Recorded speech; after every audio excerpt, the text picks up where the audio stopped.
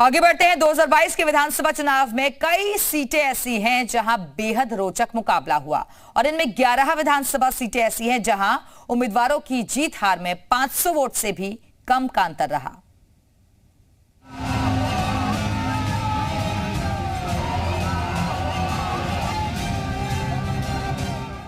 बाईस की बिसात पर बीजेपी फिर बादशाह साबित हुई।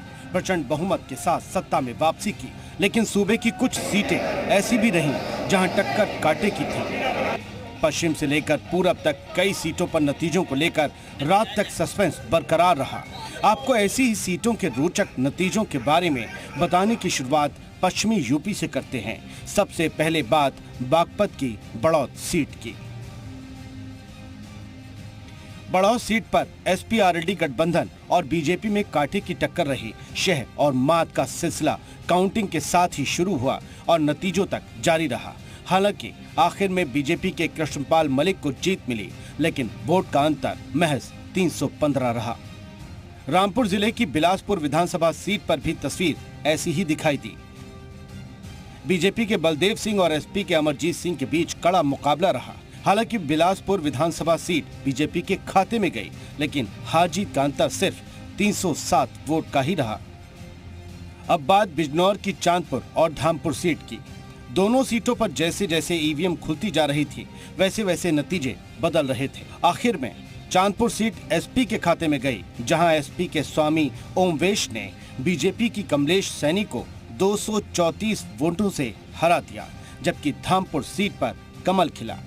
बीजेपी के अशोक राणा ने एसपी के नईमुल हसन को सिर्फ 203 वोटों से मात दे दी।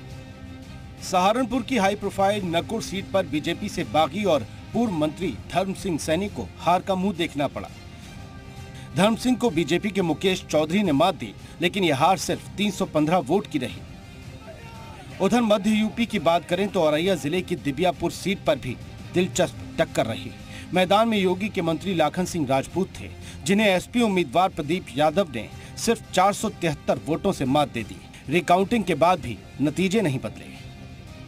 उधर सुल्तानपुर की इसौली विधानसभा सीट पर भी एसपी और बीजेपी में करीबी जंग रही। एसपी के मोहम्मद ताहिर खान ने सिर्फ 269 वोटों के अंतर से बीजेपी के ओम प्रकाश पांडे को हरा दिया। उधर अवध क्षेत्र में कई सीटों पर शह और मात का अंतर बहुत मामूली रहा। बाराबंकी की रामनगर और कुर्सी सीट पर बीजेपी एसपी में कड़ा मुकाबला दिखा। कुर्सी सीट पर बीजेपी के सकेंद्र प्रताप वर्मा ने एसपी के राकेश कुमार वर्मा को सिर्फ 217 वोटों से हराकर जीत हासिल की, जबकि रामनगर सीट पर एसपी के फरीद महफूज ने भारतीय जनता पार्टी के शरद कुमार अवस्थी को महज 261 वोटों से हरा दिया।